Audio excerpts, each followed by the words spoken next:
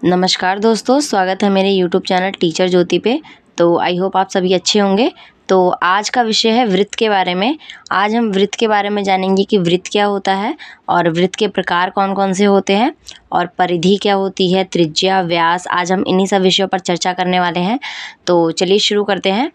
तो सबसे पहले तो आपको पता होना चाहिए कि वृत्त होता क्या है। वृत्त मतलब क्या होता है? वृत्त को इंग्लिश में हम सर्कल कहते हैं, यानी कि जो एक पूरा गोला होता है, यानी कि 360 डिग्री का जहाँ पे कोण बनता है उसे हम क्या कहते हैं? वृत्त कहते हैं। वृत्त एक बंद वक्र होता है। वक्र मतलब पूरा गोला होता है जिसके केंद्र से परिधि तक की दूरी हर जगह बराबर होती है। परिधि क्या होती है? परिधि या तो आप कहीं पे भी कोई सा भी डॉट होता है केंद्र के अंदर, उसे हम परिधि कहते हैं। और केंद्र क्या होता है? जहाँ पे हम चाप को रख के, जहाँ पे केंद्र के बीचों बीच का जो बिंदु होता है उसे हम क्या कहते हैं? केंद्र बोलते हैं। ठीक है। तो वृत्त की परिभाषा क्या हो गई? वृत्त एक बंद वक्र है जिसके केंद्र से परिधि तक की दूरी हर जगह बराबर होती है। अगर हम इसको इधर से नापेंगे तो भी बराबर होगी, परिधि को अगर केंद्र से हम इधर से नापेंगे तो भी बराबर होगी। मतलब कहीं से भी नाप ले लेकिन बराबर ही आएगी। तो चलिए आगे जानते हैं। अब देखिए ये क्या है? वृत्त से संबंधित मुख्य पद। अगर हम जानेंगे कि वृत्त से संबंधित मुख्य पद कौन कौन से हैं। सबसे पहले तो हमें पता होना चाहिए कि केंद्र क्या होता है। केंद्र मतलब क्या? सेंटर। सेंटर मतलब क्या होता है? किसी भी जगह का बीच का हिस्सा, यानी कि केंद्र के बीच का हिस्सा, यानी कि डॉट है तो इसे हम क्या कहेंगे? केंद्र कहेंगे। इस पूरे वृत्त के बीच का हिस्सा कौन सा है? ये डॉट है। ठीक है। अगर हम यहाँ से यहाँ तक की दूरी नापे तो भी बराबर आएगी, यहाँ से यहाँ तक की दूरी नापे तो भी बराबर आएगी, यहाँ से यहाँ तक की दूरी नापे तो भी बराबर आएगी, और यहाँ से यहाँ तक की दूरी नापे तो भी बराबर आएगी। तो यानी कि इस वृत्त का जो केंद्र है, यानी कि बीच का जो सेंटर है, वो कौन सा? ये है। इसे ही हम क्या बोलते हैं? सेंटर बोलते हैं। वृत्त के ठीक बीच का वह निश्चित बिंदु जिससे परिधि के सभी बिंदु समान दूरी पर होते हैं। जैसा कि मैंने बताया आपको, सेम वही परिभाषा लिखी हुई है। तो चलिए अब आगे जानते हैं त्रिज्या क्या होती है। केंद्र के जो वृत्त है उसके बीच का जो केंद्र होता है, केंद्र से यहाँ तक की दूरी, ठीक है, या केंद्र से यहाँ तक की दूरी, ठीक है, उसे हम क्या कहते हैं? त्रिज्या कहते हैं। केंद्र से वृत्त की परिधि तक की दूरी, केंद्र से वृत्त की परिधि तक की दूरी को हम क्या कहते हैं? त्रिज्या कहते हैं। ठीक है। अब केंद्र से यहाँ तक की दूरी, या केंद्र से यहाँ तक की दूरी, या केंद्र से यहाँ तक की दूरी, या केंद्र से यहाँ तक की दूरी। अगर मान लीजिए ये सर्कल है, मैं यहाँ से ये बना रही हूँ, तो ये भी क्या हो गई? एक रेडियस हो गई, यानी कि आर। त्रिज्या को हम किससे प्रदर्शित करते हैं? आर से प्रदर्शित करते हैं। ठीक है। आर मतलब क्या होता है? रेडियस। केंद्र से वृत्त की परिधि तक की दूरी को हम क्या कहते हैं? त्रिज्या कहते हैं। तो चलिए अब आगे देखते हैं। आई होप आप सभी को समझ आ रहा होगा। तो अब हम जानेंगे व्यास के बारे में। व्यास मतलब क्या? डायमीटर। व्यास जो होता है वो त्रिज्या का दुगना होता है। ठीक है। व्यास क्या होता है? जो त्रिज्या का होता है वो दुगना होता है, रेडियस का डबल होता है। तो वह रेखाखंड जो वृत्त के केंद्रक से होकर गुजरता है और त्रिज्या के दोनों सिरों पर वृत्त की परिधि पर होते हैं। जैसे मान लीजिए ये वृत्त है, ठीक है। अब वृत्त का केंद्र ये है। अब यहाँ से यहाँ तक की दूरी और यहाँ से यहाँ तक की दूरी, यानी कि ये जो लाइन है, ये जो मैंने रेखा खींची है, ये क्या हो गया हमारा? ये हो गया हमारा व्यास। ठीक है। व्यास को हम किससे प्रदर्शित करते हैं? डी से प्रदर्शित करते हैं। व्यास का एक सूत्र भी होता है। तो व्यास का सूत्र क्या हो गया? डी इज इक्वल टू 2 पाई नहीं होगा, 2r होगा। क्योंकि ये क्या होता है? व्यास जो होता है वो त्रिज्या का क्या होता है? दुगना होता है। तो d is equal to 2r हो जाएगा। ठीक है। ये इसका क्या हो गया? सूत्र हो गया व्यास का। तो चलिए अब आगे देखते हैं। परिधि क्या होती है? वृत्त के चारों ओर की कुल दूरी या वृत्त की परिसीमा होती है। या मान लीजिए ये डॉट, ये डॉट, ये डॉट, कहीं पे भी हम लगा देंगे। ये सब क्या है? ये परिधि है। जरूरी नहीं है वृत्त के केंद्र में ही परिधि होती है। वृत्त के अंदर का कोई सा भी हिस्सा, वो सब परिधि कहलाता है। ठीक है। अब देखिए जीवा क्या होती है। जीवा मतलब क्या होता है? कोड। ठीक है। वह रेखाखंड जिसके दोनों सिरे वृत्त की परिधि पर होते हैं, लेकिन यह जरूरी नहीं कि केंद्र से गुजरे। ठीक है। अब इसमें क्या बोल रहा है? जरूरी नहीं है कि ये केंद्र से गुजरे। मान लीजिए यहाँ से यहाँ तक की दूरी, चाहे यहाँ से यहाँ तक की दूरी, ये क्या हो गई? हमारी जीवा हो गई। क्या हो गई ये हमारी? इसे हम क्या कहते हैं? जीवा कहते हैं। ठीक है।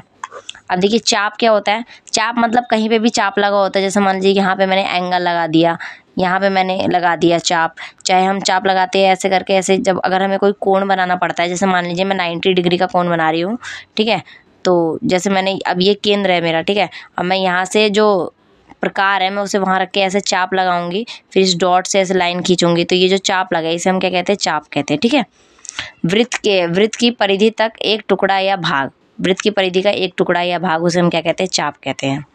तो चलिए अब आगे देखते हैं। अब देखिए स्पर्श रेखा क्या होती है। स्पर्श रेखा वह सीधी रेखा जो वृत्त के बराबर से केवल एक ही बिंदु पर छूती है, वह सीधी रेखा होगी। जैसे मान लीजिए वृत्त है, अब मैंने यहाँ लाइन खींची, अब इसने एक जगह को छुआ तो इसे हम क्या कहेंगे, स्पर्श रेखा। जरूरी नहीं है स्पर्श रेखा ऐसे हो, स्पर्श रेखा ऐसे भी हो सकती है, एक ही जगह से छुएगी। स्पर्श रेखा ऐसे भी हो सकती है, तो इसे हम क्या कहते हैं, स्पर्श रेखा। स्पर्श का मतलब भी होता है छूना बस, ठीक है। अब देखिए छेदक रेखा क्या होती है। वह सीधी रेखा जो वृत्त को दो अलग अलग बिंदुओं पर काटती है, मतलब दो जगह पे काटती है, या तो एक यहाँ और यहाँ काट देगी, ऐसे मतलब मान लीजिए, ठीक है, काट दी, या तो मान लीजिए ऐसे काट सकती है, दो जगह पे काटेगी, चाहे कोई सी भी वो जगह हो, ठीक है। इसे हम क्या कहते हैं, छेदक रेखा कहते हैं। अब देखिए त्रिज्या खंड क्या होता है। यह वृत्त का वह भाग है जो त्रिज्या और उनके बीच के चाप से घिरा हुआ होता है, मतलब वो त्रिज्या से भी घिरा होता है और वो चाप से भी घिरा होता है। जैसे मान लीजिए फॉर एग्जाम्पल के लिए ये हमारा केंद्र है, यहाँ से यहाँ तक का हिस्सा, ये जो हो गया, ये क्या हो गया हमारा, ये त्रिज्या खंड हो गया। ये एक त्रिज्या में विभक्त हो गया, मतलब एक टुकड़ा हो गया। ये पिज़्ज़ा की स्लाइस की तरह दिखता है, तो इसे हम क्या कहते हैं, त्रिज्या खंड कहते हैं। अब देखिए वृत्त खंड क्या हो गया। वृत्तखंड वृत्त का वह क्षेत्र होता है जो एक जीवा से संबंधित चाप से घिरा होता है। अब जीवा मैंने बताया था जो कि यहाँ अंदर का, जरूरी नहीं केंद्र से ही गुजरे, इसे हम जीवा कहते हैं। अब जीवा के जो इतने बीच का हिस्सा है ये सब, ये हमारा क्या हो जाएगा, ये एक वृत्तखंड हो जाएगा, ठीक है। अब देखिए क्षेत्रफल क्या होता है। अब क्षेत्रफल मतलब क्या होता है, एरिया होता है, कोई सा भी एरिया। जैसे मान लीजिए पूरे में जो जितना भी एरिया है, ठीक है, चाहे मैं इतने हिस्से का एरिया की बात कर लूँ, ये एरिया, तो यानी कि इसे हम क्या कहते हैं, क्षेत्रफल कहते हैं। जरूरी नहीं यही एरिया, मैं पूरे एरिया की बात कर लूँ तो उसे हम क्षेत्रफल कहते हैं। इसका फॉर्मूला क्या होता है, पाई आर स्क्वायर होता है। और क्षेत्रफल में वृत्त का फॉर्मूला है पाई आर स्क्वायर। लेकिन अब देखिए क्षेत्रफल में जो बहुत सारे फॉर्मूले होते हैं, आयत का होता है, त्रिभुज का होता है। तो त्रिभुज का जो फॉर्मूला होता है, त्रिभुज का फॉर्मूला होगा 1/2 इंटू आधार गुणे ऊंचाई, ठीक है। ये किसका फॉर्मूला है, ये त्रिभुज का फॉर्मूला है। और एक क्षेत्रफल में आयत का फॉर्मूला लगता है, उसे वो क्या होता है, लंबाई गुणे चौड़ाई, ठीक है। आई होप आप सभी को समझ आ रहा होगा। और एक और है, त्रिभुज हो गया, आयत हो गया, क्षेत्रफल हो गया। एक और फॉर्मूला होता है, किसका होता है, वो वर्ग का होता है। वर्ग का फॉर्मूला क्या होता है, क्षेत्रफल निकालने के लिए भुजा गुणे भुजा। यहाँ भुजा क्यों आया, क्योंकि जो वर्ग होता है उसकी चारों जो रेखाएं होती है वो बराबर होती है, ये भी बराबर, ये भी, ये भी, ये भी, ये सब एक दूसरे के बराबर होती है।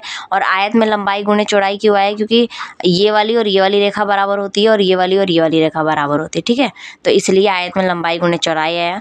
और त्रिभुज का निकालने के लिए, तो त्रिभुज में तो हमें ऊंचाई भी निकालनी पड़ेगी, आधार भी निकालनी पड़ेगी, तो इसलिए 1/2 आधार गुणे ऊंचाई फॉर्मूला है, ठीक है। तो एरिया निकालने के लिए अगर हमें वर्ग का एरिया निकालना है तो हम क्या करेंगे, भुजा गुणे भुजा निकालेंगे तो वर्ग का एरिया निकल जाएगा। अगर हमें त्रिभुज का फॉर्मूला निकालना है, त्रिभुज का क्षेत्रफल निकालना है, तो हम क्या करेंगे, 1/2 इंटू आधार गुणे ऊंचाई कर देंगे। और अगर हमें आयत का क्षेत्रफल निकालना है तो लंबाई गुणे चौड़ाई करेंगे, तो उसका जो क्षेत्रफल है वो सब निकल के आ जाएगा। तो आई होप आप सभी को समझ आया होगा। तो वीडियो अच्छी लगी हो तो प्लीज़ मेरे वीडियो को लाइक कीजिएगा, मेरे चैनल को सब्सक्राइब कीजिएगा एंड ज़्यादा से ज़्यादा शेयर कीजिएगा। Thanks for watching, thank you.